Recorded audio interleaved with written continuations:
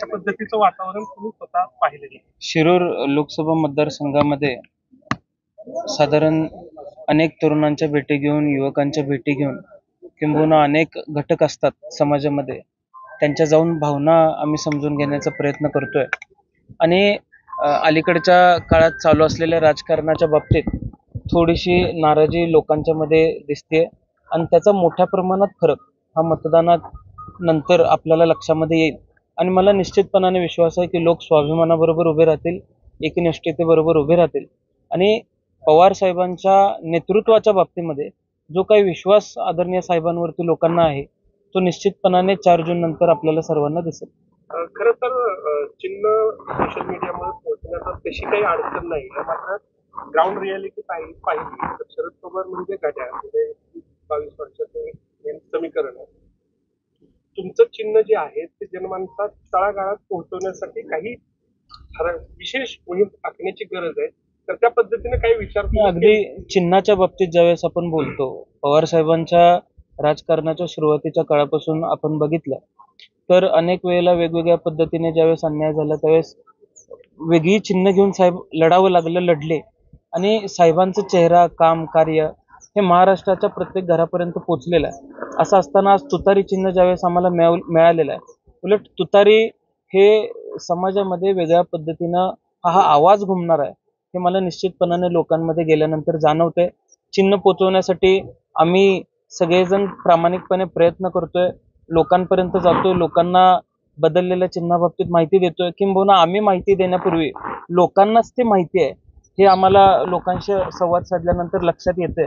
तरी पण कुठल्याही पद्धतीनं गाफील न राहता आम्ही लोकांच्या पर्यंत पक्षाचे चिन्ह हे घेऊन जाण्याचा प्रयत्न करतो. महायुती विरोधात महाविकास आघाडी अशी सरळ सरळ लढत आहे. मात्र काही ठिकाणी महाविकास आघाडीमध्येही मोठा मतभेद पाहायला मिळतो. खास करून सांगलीच्या जागेवरून अजूनही तणाव आहे. तर काय सांगाल तुम्ही एकूण त्या पद्धतीने शिवसेना उद्धव बाळासाहेब ठाकरे गटाने उमेदवार जाहीर केला त्याच्यानंतरच्या परिस्थितीबद्दल? सांगलीच्या बाबतीत एक गोष्ट आपल्याला सांगतो की जो काही मतभेद मी म्हणणार नाही, पण काँग्रेसलाही ते जागा आपल्याला मिळावीशी वाटते. चंद्रहार पाटील सुद्धा गेले अनेक महिने तयारी करतात, त्यांनाही ती जागा त्यांना मिळावीशी वाटते.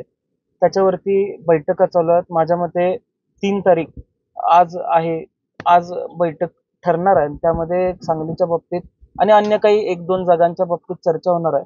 आम्ही सर्वांनी ठरवलेलं आहे की महाविकास आघाडीचा जो काही उमेदवार येईल त्याचं चांगल्या प्रमाणामध्ये काम करायचं, चांगलं मताधिक्य हे महाविकास आघाडीच्या उमेदवाराला द्यायचं. मैत्रीपूर्ण लढत तिथं व्हावी असा एक प्रस्ताव जो आहे तो शिवसेनेकडनं येतोय. काय परिणाम होतील त्याचे? एक विषय असा, आता बैठकीमध्ये काय ठरतंय त्याच्यावरती बरंच काही पुढे ठरणार आहे. पण आम्ही आमची भूमिका सुद्धा सांगितलेली आहे.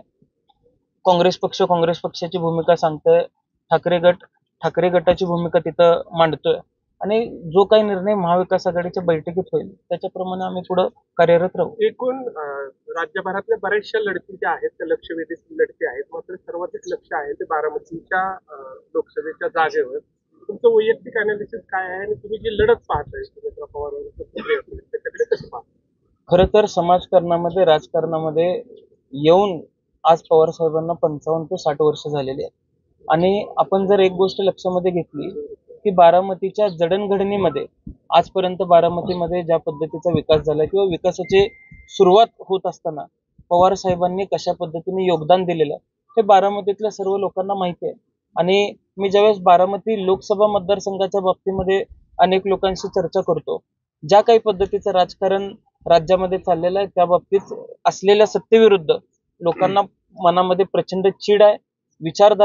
विचारधारेपासून लांब जाणारे लोक हे लोकांना कधीही आवडत नसतात. त्यामुळे सर्वसामान्य लोक ही साहेबांच्या बरोबर राहतील, स्वाभिमानाबरोबर राहतील आणि त्यामुळे त्याचाही निकाल सकारात्मक लागेल अशी आम्हाला सर्वांना आशा आहे.